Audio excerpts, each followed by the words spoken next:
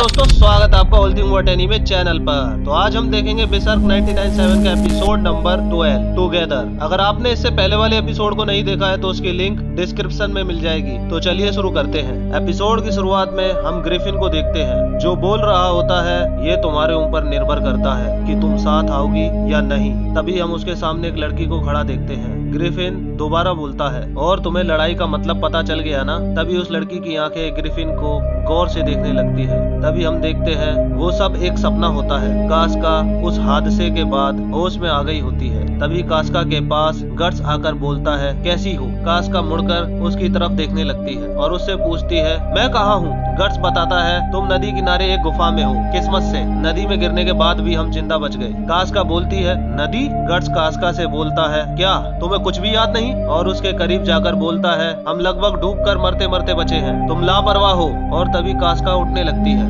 Guts उसकी फिक्र करते हुए बोलता है, बेवकूफ, अभी मत उठो, तुम्हारा बुखार पूरी तरह से गया नहीं है। कास्का उठकर अपने शरीर को देखने लगती है कि उसके कपड़े उसके शरीर पर नहीं होते। उसका जवाब देते हुए गट्स बोलता है, और कोई चारा नहीं था, तुम भीगी हुई थी और ठंड से कांप रही थी। कास्का उसकी तरफ देखने लगती है। गट्स बोलता है, ऐसे क्या देख रही हो। तभी कास्का गट्स को जोरदार घूंसा मारती है। गट्स बोलता है, जोर की लगी, क्या मतलब है इसका, मैंने तुम्हारी जान बचाई है। और तभी कास्का के पास जो कुछ भी पड़ा होता है वो गट्स को फेंक कर मारने लगती है। हम देखते हैं गट्स कास्का से बचकर गुफा से बाहर निकल जाता है और उससे बोलता है, बंद करो ये सब। तभी अचानक उसके ऊपर एक चाकू जाकर लगता है, मगर वो उससे बच जाता है। गट्स की आंखें फटी की फटी रह जाती है। गट्स बोलता है, बस भी करो, गुस्सैल लड़की कहीं की, मेरा कोई गलत इरादा नहीं था। मैंने नदी से आर्मर सहित तुम्हें निकालने में अपनी जान जोखिम में डाल दी। कम से कम तुम मुझे शुक्रिया तो बोल ही सकती हो, पर उल्टा तुम मुझ पर ही चाकू फेंक रही हो। अगर तुम एक लड़की ना होती तो मैं तुम्हारा मुंह तोड़ देता। ये सुनकर कास्का चौंक जाती है और सोचने लगती है। और तभी हम देखते हैं पिछले एपिसोड के कुछ इंसिडेंट्स को।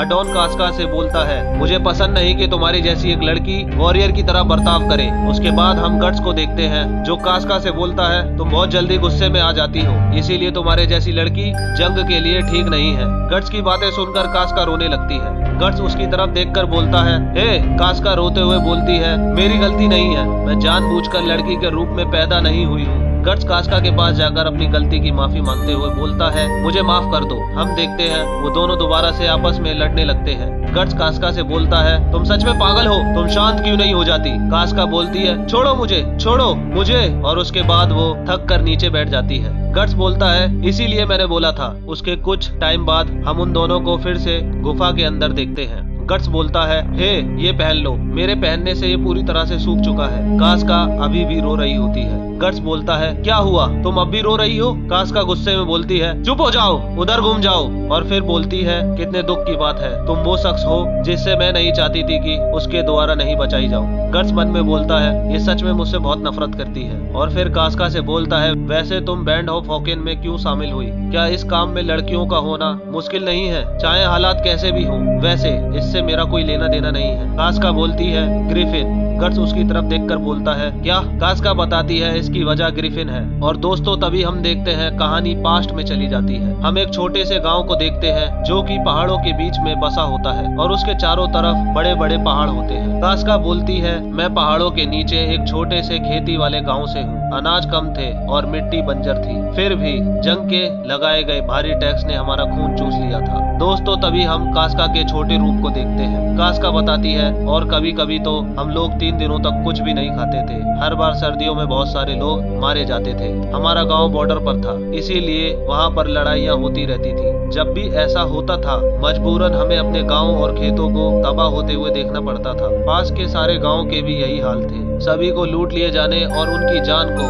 कुचले जाने की आदत थी, और मुझे भी इसकी आदत पड़ गई थी। एक दिन एक धनी व्यक्ति हमारे गांव से गुजरा और तभी उसकी आंखें मुझ पर पड़ी। उस रईस ने मुझे अपनी नौकरानी बनने का ऑफर दिया। थोड़ा हिचकिचाने के बाद मेरे पिता ने उसका ऑफर स्वीकार कर लिया। मैं जानती थी क्योंकि मेरे पिता अपनी सबसे छोटी बेटी को किसी धनी व्यक्ति को दे देंगे। मैं परिवार के लिए उतना जरूरी हिस्सा नहीं थी। मेरे माता पिता को खाने वालों की संख्या कम करनी थी। उसके बाद हम कास्का को उसके साथ तांगे में जाते हुए देखते हैं। हम देखते हैं वो रईस व्यक्ति उसे गंदी नजरों से देख रहा होता है। कि तभी वो मुस्कुराता है। वो किसी भेड़िए की तरह कास्का के ऊपर टूट पड़ता है। थोड़ा आगे जाने के बाद तांगे से कूदकर कास्का भागने लगती है। कास्का बोलती है, जैसा मैंने सोचा था ये बिल्कुल उसका उल्टा हुआ। ये सच नहीं हो सकता। ये एक रईस आदमी तरस खाकर एक गरीब इंसान की बेटी को हमदर्दी दिखाकर बचा लेगा। और तभी हम देखते हैं उस नीच व्यक्ति ने कास्का को पकड़ लिया होता है और वो उसके साथ जबरदस्ती करने लगता है। कास्का बताती है, और कोई चारा नहीं था, मैं कुछ नहीं कर सकती थी। उस वक्त बस यही विचार मुझे सच्चाई से जुड़े हुए थे। हम देखते हैं वो रईस व्यक्ति कास्का के साथ जबरदस्ती करने लगता है कि तभी उसके चेहरे पर ब्लेड से एक कट लगता है जिससे खून निकलने लगता है। वो जैसे ही पीछे मुड़कर देखता है, उसके सामने ग्रिफिन घोड़े पर बैठा होता है। ग्रिफिन बोलता है, क्योंकि तुम जन्म से ही धनवान हो, तुम्हें लगता है तुम भगवान द्वारा चुने गए हो। छोटी कास्का उसकी तरफ देखने लगती है। कास्का बताती है, वो दिव्य दिख रहा था और वो पल असली नहीं लग रहा था। भगवान ने उस बेसहारा लड़की को बचाने के लिए एक एंजल को भेजा और मुझे एक पल के लिए इस पर विश्वास हो गया, पर जैसे मैंने उस एंजल से मदद की उम्मीद की थी वैसा नहीं हुआ। तभी ग्रिफिन कास्का की तरफ तलवार फेंक कर बोलता है, अगर तुम किसी चीज की रक्षा करना चाहती हो तो फिर तलवार उठाओ। तभी हम देखते हैं वो रईस व्यक्ति उस तलवार की तरफ बढ़ रहा होता है उसे लेने के लिए, कि तभी कास्का उस तलवार को उसके सीने में उतार देती है और वो रईस व्यक्ति वहीं मारा जाता है। कास्का बोलती है, मैं डर गई थी, और बोलती है, क्या मैंने उस पर तलवार से हमला किया या फिर गलती से उसने अपने आप को घायल कर लिया?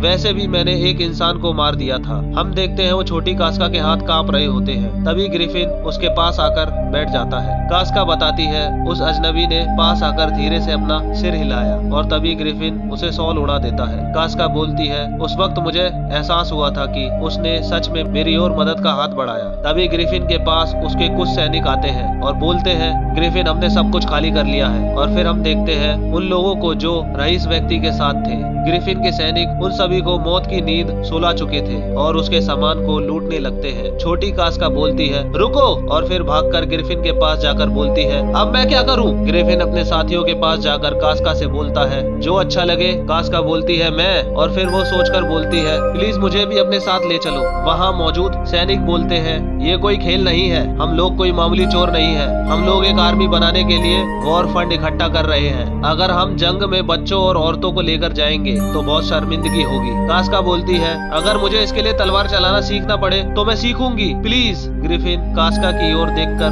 मन में बोलता है, हे भगवान, ये तो सीरियस है, और बोलता है, इसमें तुम्हारी जान भी जा सकती है। और हम देखते हैं कास्का अपना सिर हिलाती है। ग्रिफिन कहता है, मैंने तुमसे कहा था ना कि जो अच्छा लगे वो करो, मेरे साथ आना है या नहीं ये तुम्हारे ऊपर निर्भर करता है। अब तुम्हें पता है कि लड़ाई का क्या मतलब है। छोटी कास्का अपने हाथों को देखने लगती है जिसमें उस रईस व्यक्ति का खून लगा होता है और फिर मुस्कुराकर ग्रिफिन की ओर देखने लगती है। कास्का बोलती है, लेकिन ऐसा इसलिए है क्योंकि ये तलवार और ब्लैंकेट तुमने मुझे दिए। कास्का बताती है, उस दिन मिलने के बाद सब कुछ बदल गया, और कहती है, एक ऐसी जिंदगी में जहाँ मैं अपने सपनों के लिए लड़ सकती थी, मैं ग्रिफिन की पूजा करती थी। कहानी दोबारा पास्ट में चली जाती है। कास्का बताती है, मुझे लगता है मैं अभी भी एक लंबे सपने में खोई हुई हूँ। तभी हम युद्ध में सैनिकों को लड़ते हुए देखते हैं। कास्का बताती है, भटके हुए और आम लोगों का एक ग्रुप जंग के मैदान में अजय हो गए। जिस तरह से हम लड़े वो एक चमत्कार की तरह है, और इन सबसे ऊपर हमारे लीडर एक नौजवान है जो काफी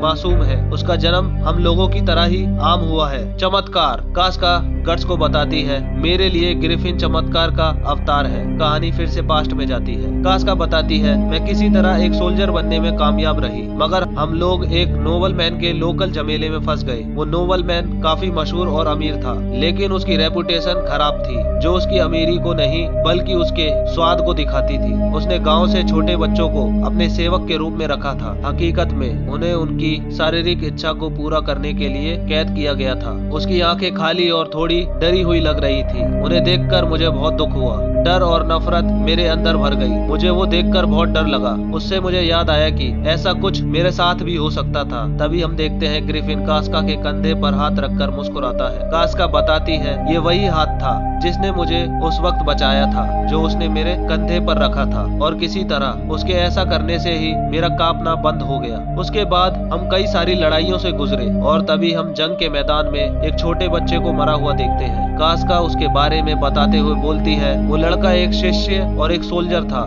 जिसने हमें 6 महीने पहले ज्वाइन किया था। तभी ग्रिफिन के पास उसका एक सैनिक आकर बोलता है, ग्रिफिन हम देखते हैं उसके हाथ में एक पोटली होती है। कास्का पूछती है ये क्या है? पिपिन बताता है इस बच्चे का सामान है। और तभी हम देखते हैं उस पोटली में से एक खिलौना निकलता है जो कि एक वॉरियर की तरह दिख रहा होता है। कास्का ग्रिफिन की तरफ देखकर बोलती है, ग्रिफिन। ग्रिफिन बोलता है ये सच में एक वॉरियर बनना चाहता था। और फिर ग्रिफिन उस बच्चे की छाती पर उस खिलौने को रख देता है और कहता है, मुझे ये बच्चा अच्छे से याद है। ये मुझे ऐसे देखता था जैसे कोई किसी को एक कहानी के हीरो जैसा देखता है। पता नहीं ये खुश था कि नहीं। क्या इसकी मौत ऐसे हुई जैसे कि किसी का सपना पूरा होने वाला हो? मुझे लगता है कि इस बच्चे को मेरे सपने ने मार दिया। गट्स कास्का की बातों को बहुत ध्यान लगाकर सुन रहा होता है। कास्का बोलती है, इससे पहले मैंने कभी ग्रिफिन को इतना देखा था।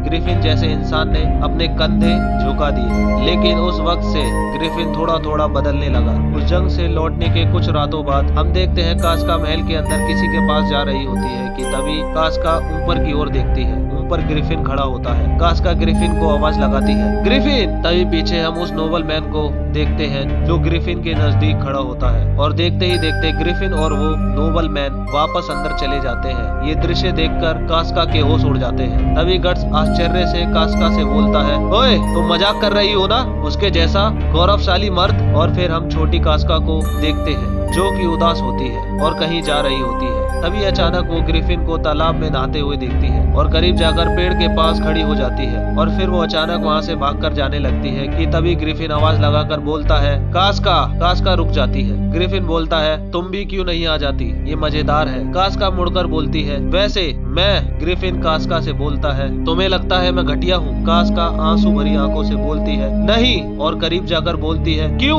पिछली रात तुम वहाँ पर क्यों थे? और फिर मुस्कुराकर बोलती है, शायद मुझे गलतफहमी हो गई थी, है ना? पिछली रात तुम वहाँ पर युद्ध काउंसिल वगैरह के लिए गए होगे। ग्रिफिन साफ मना कर देता है, नहीं। ये सुनकर कास्का बोलती है, क्या? ग्रिफिन बताता है, वो कोई गलतफहमी नहीं थी। छोटी कास्का उदास होकर बोलती है, तुम ऐसा कैसे कर सकते हो, वो भी एक ऐसे इंसान के साथ? ग्रिफिन कास्का को बताता है उसने ऐसा घिनौना काम किस लिए किया और क्यों किया। वो बोलता है, पैसों के लिए। एक आर्मी को चलाने के लिए ढेर सारे पैसों की जरूरत होती है। सोल्जर्स, घोड़े, हथियार, खुराक, खाना, कुछ भी फ्री नहीं है। और तो और बैंड ऑफ हॉकेन बढ़ती रहेगी और मुझे अपनी सेना को कामयाबी तक लेके जाना होगा। और इसीलिए मुझे बहुत ज्यादा वॉर फंड की जरूरत है। उस बूढ़े आदमी की दिलचस्पी मुझ में है और जबकि मेरी उसकी किस्मत में हमारी पसंद का समझौता हो गया है। बस यही बात है। कास्का बोलती है, नहीं, ऐसा नहीं हो सकता। चीजें जैसी है वैसी क्यों नहीं रह सकती? अगर हम जीतते रहे तो हम तुम्हारी जरूरत जितना काम कर सकते हैं। ग्रिफिन बोलता है, इसमें बहुत समय लग जाएगा और हम लोग जितना युद्ध लड़ेंगे उतने ही सोल्जर खोएंगे। तभी कास्का अचानक उस बच्चे के बारे में सोचने लगती है जो उस जंग में मारा गया था और बोलती है, कहीं तुम्हारा मतलब उस लड़के से तो नहीं है ना? ग्रिफिन कहता है, बिल्कुल नहीं। मैंने बहुत सोच समझकर फैसला किया है। 10 जंग में सैकड़ों सैनिकों को खोना या एक अमीर बूढ़े को फंसाना, किसमें कम जोखिम है? जानती हो कास्का, जिन सोल्जर ने मेरे कहने पर अपनी जान गंवाई है, मुझे उनके लिए दुख नहीं होता क्योंकि उन सब ने जंग में लड़ने का फैसला किया जैसा मैंने इसे चुना। तभी ग्रिफिन अपने बाजुओं को अपने नाखूनों से घायल करने लगता है। ये देखकर कास्का सोच में पड़ जाती है। ग्रिफिन कहता है, लेकिन अगर कुछ है जो मैं उन शहीदों के लिए कर सकता हूँ तो वो है जीतना। हम देखते हैं वो अपने बाजुओं को बहुत ही बुरी तरीके से फाड़ देता है अपने नाखूनों से और बोलता है, मुझे अपने सपने को पूरा करने के लिए जीतते ही रहना होगा, जिससे वो लिपटे रहे और जिसके लिए उन्होंने अपनी जान जोखिम में डाल दी। तभी कास्का ग्रिफिन की फिक्र करते हुए बोलती है, रुक जाओ। ग्रिफिन बोलता है, अपने सपने को पूरा करने के लिए मैं उनकी लाशों पर बैठूंगा। आखिरकार ये खून से सना सपना है और मुझे इससे कोई पछतावा नहीं है, पर हजारों लोगों की जान जोखिम में डालना और खुद को गंदा न होने देना, ये ऐसा सपना नहीं है जो आसानी से पूरा हो सके। ये तभी कास्का भागकर ग्रिफिन के गले लग जाती है। रोते हुए बोलती है, रुक जाओ, अब और ऐसी बातें ना करो। इसके बाद ग्रिफिन शांत हो जाता है और मुस्कुराकर कास्का से बोलता है, ठीक है, ये कुछ भी नहीं है। कास्का गट्स को बताती है, जैसे ही उसने मेरे कंधे पर अपना हाथ रखा वो नॉर्मल हो गया और इससे मुझे बहुत दुख हुआ। ज्यादातर लोग अपने सपने बहुत समय पहले ही छोड़ देते हैं, लेकिन ग्रिफिन अब भी अपने सपने को पूरा करने की कोशिश कर रहा है। लेकिन जिस सपने को उसने चुना है वो काफी पवित्र और बड़ा है, इसीलिए जिस बोझ को उसे उठाना है वो सोच से भी भारी है। जो लोग अच्छी चीजें पाने की इच्छा रखते हैं उन्हें भयानक चीजें सहनी पड़ती है। वो कोई बाहुबली नहीं है, लेकिन उसे पहले से ताकतवर होना होगा। और फिर वो दोनों गुफा के बाहर देखते हैं। कास्का कहती है मैं उसके साथ खड़ी होना चाहती हूँ। अगर वो अपने सपनों के लिए खुद को सौंपता है, उसे अपने सपने को पूरा करने के लिए लड़ना पड़े, मैं उसकी तलवार बनना चाहती हूँ। मैं उसके साथ खड़ी होना चाहती हूँ। मैं एक जरूरी व्यक्ति होना चाहती हूँ जो उसका सपना पूरा करने में मदद कर सकूं। एक बार मुझे लगा मेरा सपना पूरा हो गया, लेकिन फिर तुम आए। क्या तुम्हें याद है उस दिन ग्रिफिन ने पहाड़ के ऊपर तुमसे क्या कहा था? ग्रिफिन बोलता है मैं चाहता हूँ कि तुम हमें ज्वाइन कर लो। गट्स कास्का बोलती है वो शब्द उसने कभी किसी से नहीं कहे थे। कास्का मुस्कुरा कर कहती है मुझे बिल्कुल भी पसंद नहीं आया था। तुमने बिना किसी मेहनत के उसे अपना लिया, वो शब्द बुलवाए, और इसीलिए मुझे बहुत जलन हुई, लेकिन मैंने खुद को मनाने की कोशिश की। ग्रिफिन तुम्हें बस एक सोल्जर के रूप में चाहता था जो हमें मजबूती दे, लेकिन जब भी तुम्हारे साथ कुछ होता है तो ग्रिफिन लापरवाही से काम करता है, जैसे कि मानो ग्रिफिन को तुम पर भरोसा है और फिर भी तुम हालातों के बारे में कभी नहीं सोचते। तभी हम गट्स को देखते हैं जो बहुत गुस्से में लग रहा होता है कि तभी अचानक कास्का गट्स के ऊपर आ जाती है और कहती है तुम्हारी खुदगर्जी ने ग्रिफिन को लगभग मार डाला था। मैं ये नहीं भूल सकती। अगर तुम जंग में मर भी जाओ तो मुझे कोई फर्क नहीं पड़ेगा, पर उससे ग्रिफिन का सपना बैंड ऑफ हॉकिन तबाह हुआ तो मैं तुम्हें नहीं छोड़ूंगी। और फिर रोते हुए बोलती है और मैं इस तरह ग्रिफिन को बदलने के लिए भी तुम्हें माफ नहीं कर सकती। क्यों? उसने तुम्हें क्यों चुना? तभी वहाँ पर कुछ सैनिक आ जाते हैं। गट्स को पता चल जाता है और वो चौकन्ना हो जाता है। कास्का गट्स से पूछती है क्या कर रहे हो?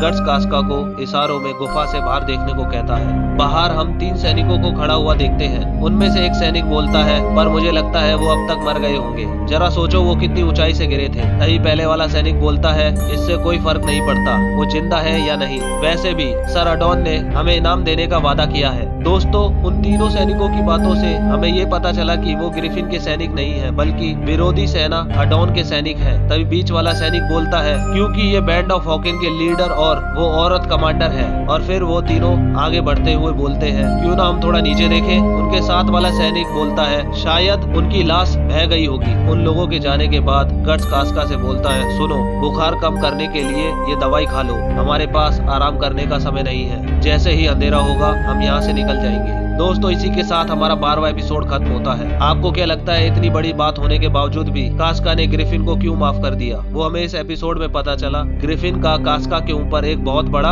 एहसान है जो हमने इस एपिसोड में देखा, और हमें कास्का की पास्ट लाइफ देखने को मिली, मगर अब तक ग्रिफिन के बारे में कोई ठोस जानकारी नहीं मिली है। और उस लॉकेट के बारे में हमें अभी तक कुछ भी नहीं पता चला है कि वो लॉकेट ग्रिफिन के पास आया कहाँ से। दोस्तों माफी चाहूंगा, मेरे एपिसोड काफी टाइम में आ रहे हैं, मगर इसकी वजह है दोस्तों जिंदगी में आगे बढ़ने के लिए नौकरी की जरूरत होती है, यही एक वजह है। बाकी तो आप समझ ही सकते हैं। मैं पूरी कोशिश करूंगा कि ये सीरीज जल्दी से जल्दी खत्म हो सके, क्योंकि जो रिस्पॉन्स मुझे इस सीरीज ने दिया वो मेरी पहली वाली सीरीज ने नहीं दिया था। ऐसे ही मेरे कंटेंट को एंजॉय करते रहिए। मिलते हैं अगले एपिसोड।